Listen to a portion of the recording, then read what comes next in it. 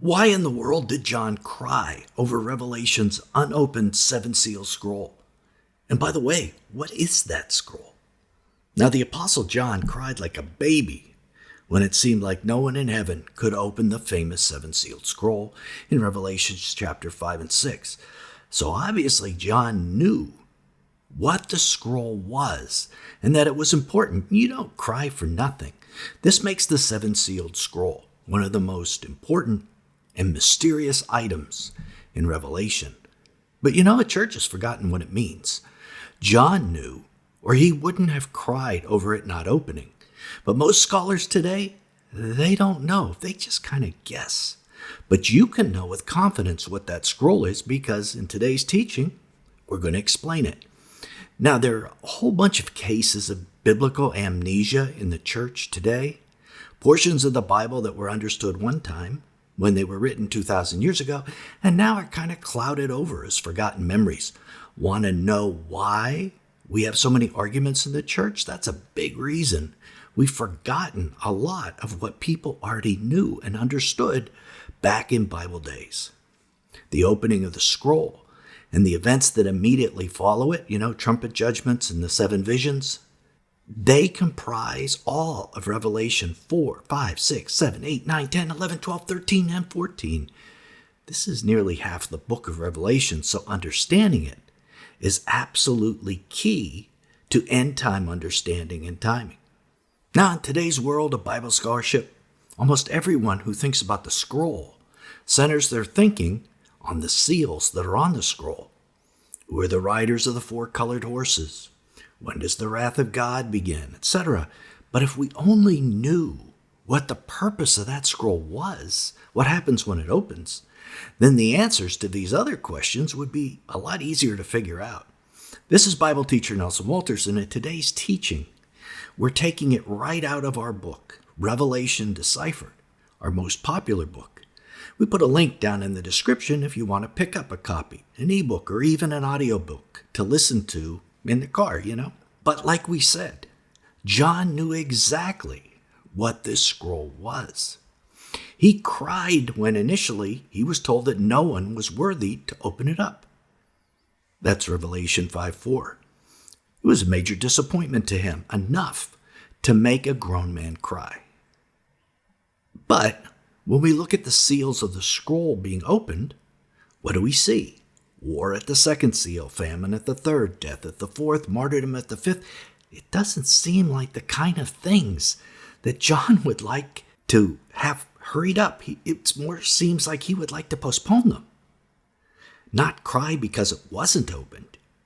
Yet crying is exactly what he did. And he was so sure his readers would also understand its identity and why its staying sealed made him cry, but he didn't bother to identify it by name. This is also a huge clue as to what the scroll is. John knew without being told, and he assumed his readers would know too. Let's keep that in mind. Common folk in John's day would know what a seven-sealed scroll was, because it was something specific. We'll get to that in a bit. But luckily, the Bible is just full of clues as to what this scroll is for folks like you and me who grew up at a time when the identity of such scrolls is forgotten. First clue is that when John shows us this scroll, he is referring to a passage in Daniel. Let's look at the two passages. In Revelation 4:1, John is called up to heaven in a vision, in a spirit. He isn't physically in heaven. Neither was Daniel 500 years earlier, but God let them both see the same scene, the throne room in heaven. Are these visions the same? Did Daniel and John see the same scene? We're saying they did. Daniel's vision of the throne in heaven is found in Daniel chapter 7, and it's broken up into three segments, verses 9 and 10, 13, 14, and then an angelic explanation of what was going on in 26 and 27. Interspersed between these segments of heavenly visions are the events that are occurring on the earth when the visions are taking place. So first we're given a view of the events on the earth, then we see heaven. We view more events on earth, again we see heaven. Let's examine that first segment, though, of Daniel's heavenly vision. I beheld, and the thrones were set up, and the Ancient of Days sat, and his raiment was white as snow, and the hair of his head was pure wool. His throne was a flame of fire, and his wheels burning fire. A stream of fire rushed forth from before him. Thousands ministered to him, and 10,000s of myriads attended upon him. The judgment sat, and the books were opened.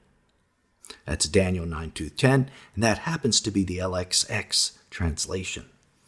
The focus of the first part of this vision is on a heavenly court being seated and scrolls being opened. Now, what is going to stun you is this scene in heaven is the same identical scene as chapters 4 and 5 in Revelation. Daniel and John got to see the same thing. Daniel recorded it in 2 verses that we just read, and John recorded it in 2 full chapters, chapters 4 and 5, but they're the same thing. Let me show you why. On the screen, you can see a table with 6 identical points in both visions. This is no accident. Thrones are set up. God is seated. God's appearance is the same in both. The throne's appearance is the same. The number of attendants is the same. In fact, in Revelation 5:11, it's a word-for-word quote of Daniel 7:10. Word for word. That's no accident. The use of the exact words in the Greek, thousands upon thousands and myriads upon myriads in Daniel 7:10 and Revelation 5:11, is John's way of telegraphing his intentions to the reader of his day that these visions are one and the same. He's saying, hey, I'm giving you a bigger explanation of what Daniel told us in Daniel chapter 7. And then in both visions, we see that scrolls are opened. 6 identical similarities and 1 direct quote. We can be sure that Daniel and John in Revelation saw the same scene, just 500 years apart. And, it was way in the future. This event still hasn't happened yet. In Revelation, we learn that one of these scrolls is the 7-sealed scroll, whose identity we're searching for. And since these scenes are the same in Daniel and Revelation, we can figure out what the scroll in Daniel was, what it accomplished. Revelation's scroll will be the same. And only a few verses later, the result of the judgment of the court is made known in the book of Daniel. I beheld in a night vision, and lo, one coming with the clouds of heaven as the Son of Man. And he came on to the Ancient of Days, and was brought near to him. And to him was given the dominion, and the honor, and the kingdom, and all the nations, tribes, and languages shall serve him. His dominion is an everlasting dominion, which shall not pass away, and his kingdom shall not be destroyed. Daniel 7:13-14, and again it's the LXX. It is very clear that a transfer of power has occurred, and the kingdom has passed to the Son of Man. The passage also indicates that this is the last time that power is going to transfer. Jesus' dominion will be everlasting. Daniel was confused and asked the angel, giving him the vision, for an explanation. The angel then replied later in the chapter, and the judgment has sat, and they shall remove his, and by that he means Satan and the Antichrist dominion, to abolish it and to destroy it utterly. And the kingdom and the power and the greatness of the kings that are under the whole heaven were given to the saints of the Most High. And his, Jesus' kingdom, is an everlasting kingdom, and all powers shall serve and obey him. And in the book of Daniel, from what we saw, the opening of the scrolls appear to be the impetus for this transfer of power. And Daniel helps explain Revelation to us, as we said before. In Daniel's vision, we saw the thrones were set up and the books opened, all part of a divine heavenly courtroom scene. And then we saw the results of that judgment a few verses later. The kingdoms of this world are going to be transferred from Satan to Jesus and the saints. So, if that is what happens in Daniel, the same thing is going to happen in Revelation. But when does that happen? In the book of Revelation. When does the kingdom really get transferred? In Revelation. At the 7th trumpet. The kingdom of this world has become the kingdom of our Lord and of his Christ, and he will reign forever and ever. Sounds like a song, huh? Revelation 11:15. So that's why John was crying, because he was afraid that the kingdom Jesus won on the cross would not be transferred from Satan to Jesus and the saints. No matter what Satan throws at the world to try to stop the scroll from opening, war, famine, death, martyrdom, the result's worth it. Jesus being crowned king. The scroll obviously has a purpose in the transference of the dominion and power from Satan to Jesus. That's why John was crying. And that answers question 1. John was crying so that the kingdom would come. But what about question 2? How did John and the readers of his day know what this scroll was? And this question is just as important as the first one. We should start every Bible study with, what did the verses mean back then? And then ask ourselves, how does that meaning apply to us today? If we don't intentionally think about their situation, the people who were originally writing it and reading it, we will assume whatever modern theories that we come up with today. If we do not intentionally think about their situation, we'll assume our own. So what did a 7-sealed scroll mean back in John's day? It was a will or an inheritance. When the will was drawn up, they would bring in 7 witnesses. Each would affix their seal to the document. And when it was opened, they would attest that it was their seal. This was a proof of authenticity for a will back in those days. But who was it who died so the will would be opened? Think about it. Jesus.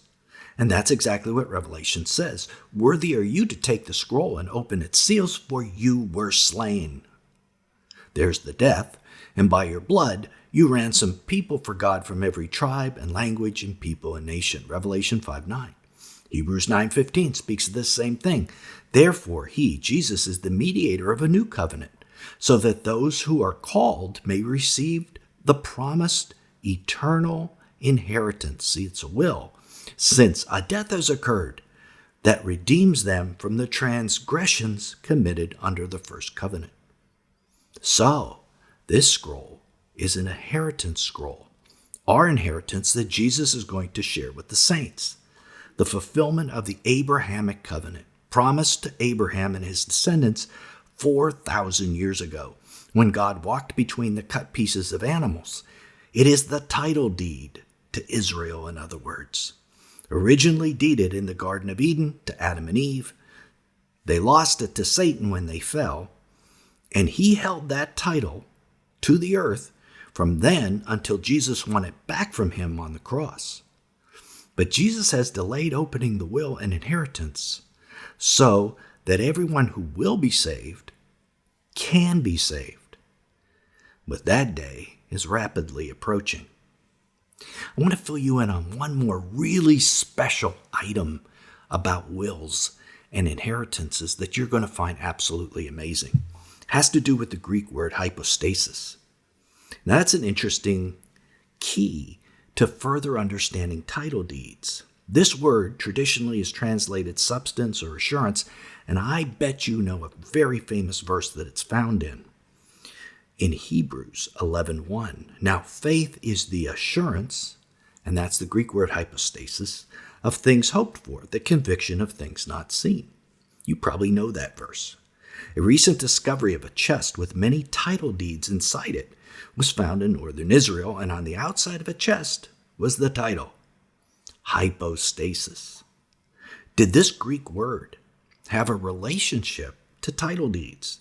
Did they call these type of deeds assurances?